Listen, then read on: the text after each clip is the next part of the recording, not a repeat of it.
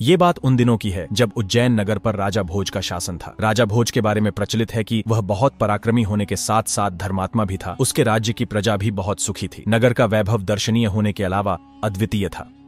नगर के महल को सुंदर रूप दिया गया था, जिसकी चारों दिशाओं में ऐसे सुंदर फल और रंग बिरंगी बेलें भी अपनी छटा बिखेरती थीं। वहीं मैदान के बीचों बीच पेड़ों फूल लगे थे, जिनकी खुशबू से सारा नगर सुगंधित रहता था। इसके अतिरिक्त फूलों की रखवाली के लिए एक मचान था, जिस पर बाग का रखवाला चढ़कर वहां काम करने वाले कर्मचारियों को देखा करता था। परंतु एक विचित्र बात उस मचान पर चढ़कर देखभाल करने की यह थी कि वह रखवाला जब भी मचान पर चढ़ता था, तब उसका व्यवहार ही नहीं रंग रूप तक बदल जाता था और वह गुस्से में भरकर क्यारियों में काम करने वाले मालियों को आवाज देता और कहता, सुनो, जाओ और जितनी जल्दी हो सके शहर से इस नगर के राजा को पकड़कर मेरे सामने हाजिर करो। मैं उसे दंड देना चाहता हूँ। मैं उसे ऐसा कठोर दंड दूंगा जिसे सुनकर अच्छे अच्छे दिल वाले व्यक्ति भी कांप जाएंगे। एक या दो बार की बात पर बाग में काम करने वाले कर्मचारियों ने कोई ध्यान नहीं दिया, बल्कि उसकी बात पर उसका मजाक उड़ाया एवं अपने मन में यह धारणा बनाई कि यह गरीब रखवाला मचान को सिंहासन समझकर उस पर चढ़कर स्वयं को महाराजा समझता है और प्रसन्न होता है। लोग तो सपने में अनहोनी बात देखते हैं। यह गरीब जागती आंखों से ही सपने का आनंद लेता है, परंतु यह एक या दो बार की बात नहीं थी। यह तो निरंतर जारी रहने वाला कार्य बन चुका था। इसी सब के चलते जब एक दिन मचान पर चढ़कर रखवाले ने एक बूढ़े माली को अपना बदला रूप दिखाया और उसे डपटकर राजा भोज को पकड़कर लाने का आदेश पारित किया, तो वहां काम करने वाले कर्मचारियों में रोष फैलना आरंभ हो गया कि वह रखवाला बूढ़े कर्मचारी के अतिरिक्त न केवल राजा के सम्मान को पहचान,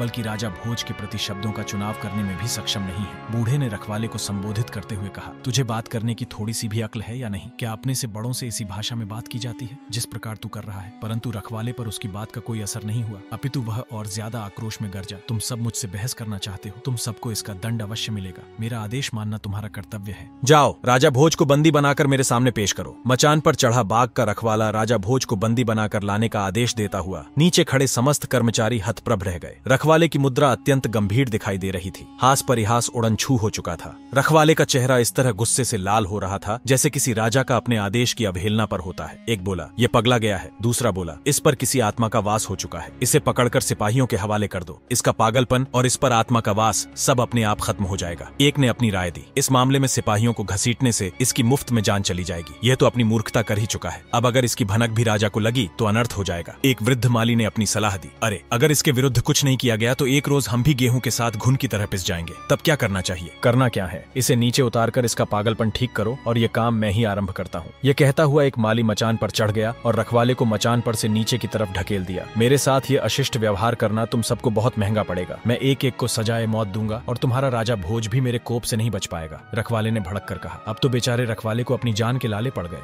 उस पर दया की दृष्टि रखने वाले भी उसे मारने को चिपट पड़े। अब रखवाला चापलूसी भरे स्वर में बोला, मुझे मत मारो। मैंने क्या कसूर किया है जिसकी वजह से तुम सब मेरे दुश्मन बन चुके हो? मैं तो एक गरीब इंसान हूँ। मुझे इस तरह पीट कर तुम्हें शांति नहीं मिलेगी। मार खाने की वजह से रखवाले का चेहरा सूज गया था। सबने रखवाले को मिलकर मुर्गा बनाया, कान पकड़कर उठक बैठक लगवाई और उससे अपने गलत कार्यों की माफी मांगने को कहा। बेचारे रखवाले ने माफी तो मांगी, क्योंकि मार के आगे तो भूत भी नाचते हैं। यह कहावत पुरानी है, परंतु माफी मांगने के दौरान उसने अपना कसूर जानना चाहा। वो जानना चाहता था कि उसने ऐसा क्या कर दिया है जिसकी उसे इतनी सख्त सजा मिल रही है। जितने भी व्यक्ति वहां खड़े उसे पीट रहे थे, वो भी यह सोच रहे थे कि मचान पर चढ़कर शेर की तरह दहाड़ने वाला यह रखवाला पालतू बिल्ली की तरह क्यों मिमिया रहा है। जब उसे उसके कसूर के बारे में बताया गया तो वह घबरा गया और कसम खाकर कहने लगा कि उसने ऐसा जानबूझकर नहीं किया है और न ही वह किसी को अपमानित करने की चेष्टा जानबूझकर कर सकता है। उसने इस बात को स्वीकार अवश्य किया कि मचान पर चढ़ने के बाद उसमें ऐसा परिवर्तन हो जाता है कि वह स्वयं को विश्व विजेता समझने लगता है। अगर यह बात राजा को किसी तरह पता चल जाए तो सीधे फांसी का फंदा गले में पड़ जाएगा। जब यह बात उसे लोगों ने समझाई तो वह बुरी तरह से भयभीत हो गया और उस रात डर की वजह से वह ठीक तरह से सो भी नहीं पाया। आंखें बंद करते ही उसे राजा और फांसी का फंदा दिखाई देता था। अगले दिन जब वह रखवाली के लिए मचान पर चढ़ा तो उसके दिमाग में जो भय था वह समाप्त हो गया। मचान पर चढ़ते ही उसने महसूस किया कि किसी अदृश्य शक्ति ने उसके जिस्म में प्रवेश किया है और उसका मन एवं मस्तिष्क उस अदृश्य शक्ति के वश में हो चुके हैं। वह फिर सिंह के समान दहाड़ने लगा। सुनो, मेरे लिए एक शानदार महल का निर्माण कराया जाए और मेरी सेना को आदेश दो कि वह युद्ध के लिए तैयार रहे। आज मुझे राजा भोज को बंदी बनाना है, चाहे युद्ध ही क्यों न करना पड़े। उस दिन बाग में सैर के लिए राजा के गुप्तचर आए हुए थे। जब उन्होंने यह सुना तो वह सब अचंभित हुए। जहाँ यह सब सुनकर सारे माली व कर्मचारी छुप गए थे, वहीं एक गुप्तचर तलवार निकालकर रखवाले की तरफ बढ़ा। दूसरे ने उसे रोका। मुझे लगता है कि उसने नशा किया हुआ है। तीसरे ने कहा, इसे और अवसर नहीं देना चाहिए, इसे पकड़कर राजा के पास ले चलना चाहिए। कहीं ऐसा न हो कि हम सहानुभूति दिखाएं और कोई दूसरा जाकर इसकी शिकायत कर दे तो इसके साथ साथ हमारी भी शामत आ जाएगी। हमारा कर्तव्य भी तो यही है कि वेश बदलकर सारे नगर में घूमें और यह पता करें कि कौन राजा के बारे में कैसे विचार रखता है, और किसी विशेष घटना की सूचना राजा को देना भी हमारे कार्य में शामिल है। वे तीनों उसे बंदी बनाकर कारागार में बंद कराए। रात्रि के समय दरबार में जब राजा के समक्ष गुप्तचर उपस्थित हुए तो उन्होंने बाग वाली घटना की सूचना राजा को दी और रखवाले ने जो कहा था वह सब राजा को बताया। राजा ने जब यह सुना कि रखवाला क्या क्या कह रहा था तो उसके आश्चर्य का ठिकाना नहीं रहा। उसकी बुद्धि यह सोच सोचकर चकरा रही थी कि एक बाग का रखवाला मामूली इंसान इस तरह की बातें क्यों कहता है। राजा ने बाग के सभी मालियों व कर्मचारियों को बुलाने का आदेश दिया। मालियों ने आकर राजा को सारा किस्सा विस्तार से सुनाते हुए बताया। महाराज, आश्चर्य की बात यह है कि जब वह मचान पर चढ़ जाता है तो उसके चेहरे पर एक प्रकार का तेज आ जाता है और मचान से नीचे उतरने पर वह एक साधारण इंसान की भांति व्यवहार करता है। उन्होंने राजा को यह भी बता दिया कि इस व्यवहार के कारण ही हम सब मिलकर उसे एक बार बुरी तरह पीट भी चुके हैं। पिटाई के बीच ही वह यह भी कह रहा था कि उसे कुछ नहीं पता कि वह मचान पर चढ़कर क्या क्या कहता है। राजा यह सब सुनकर कौतूहल में भर गया। उसके मन में वास्तविकता जानने की लालसा जाग उठी। उसने गुप्तचरों को आदेश दिया कि जाओ और रखवाले को रिहा कर दो और उससे कहना कि राजा ने उसे क्षमा कर दिया है। रखवाला राजा के प्रति अपने मन में कृतज्ञ भावना रखते हुए वापस अपने काम पर चला गया। अगले दिन रखवाला जब अपने काम पर पहुंचा तो राजा उससे पहले ही बाग में छिपा हुआ था। जब रखवाला मचान पर चढ़ा तो राजा ने उसके चेहरे पर एक ओजस्वी तेज देखा। वह किसी वीर पुरुष के समान आदेश दे रहा था। सुनो, तुम लोग जल्दी से जाओ और राजा भोज को पकड़कर मेरे सामने हाजिर करो। मैं उसे समाप्त करके राज्य अपने हाथों में लेना चाहता हूँ। जो भी राजा को पकड़कर लाएगा उसे यश और धन दोनों चीजें मिलेंगी। राजा यह सब देख सुनकर लौट गया और अपने विवेक से यह विचार करने लगा कि हो न हो इस मचान में ही कोई विशेष बात है। रखवाला निर्दोष है। अगले दिन राजा ने अपने राज्य के समस्त योग्य पंडितों और विद्वानों को अपने दरबार में बुलाया और सारा वृतांत उन्हें सुनाया। ज्योतिषियों ने अपनी विद्या व योग्यता के आधार पर राजा से कहा,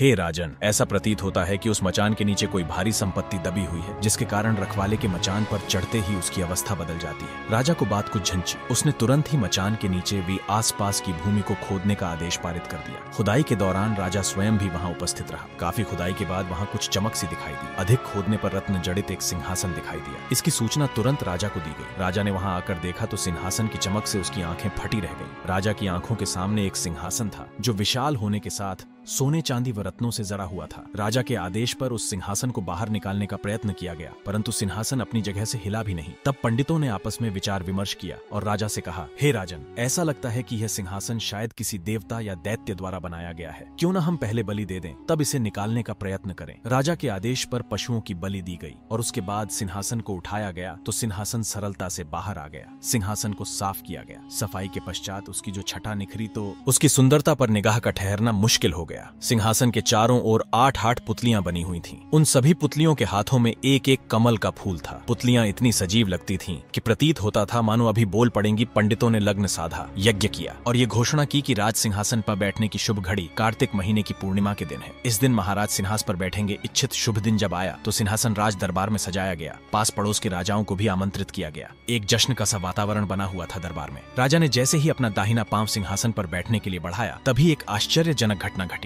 सिंहासन में जड़ी सभी पुतलियां खिलखिलाकर हंस पड़ी। राजा सहम गया। कदम पीछे खींचकर उसने पूछा, पुतलियों, तुम हंसी क्यों? मुझ में ऐसी क्या कमी है? एक पुतली जिसका नाम रत्न मंजरी था, उसने राजा के प्रश्न का उत्तर आरंभ किया। शेष 31 पुतलियां चुप रहीं। दोस्तों, इस कहानी में बस इतना ही। लेकिन राजा भोज को सिंहासन प्राप्त होने के बाद सिंहासन की सभी 32 पुतलियों और राजा विक्रमादित्य के 32 गुणों पर लिखी सभी कहानी जल्द ही हम इसी चैनल पर लाने वाले हैं। अगर आप देखने और सुनने के लिए दिलचस्प हैं तो चैनल को सब्सक्राइब करके हमारे साथ जरूर जुड़ें ताकि हमारी वीडियो सबसे पहले आप तक पहुंच सके।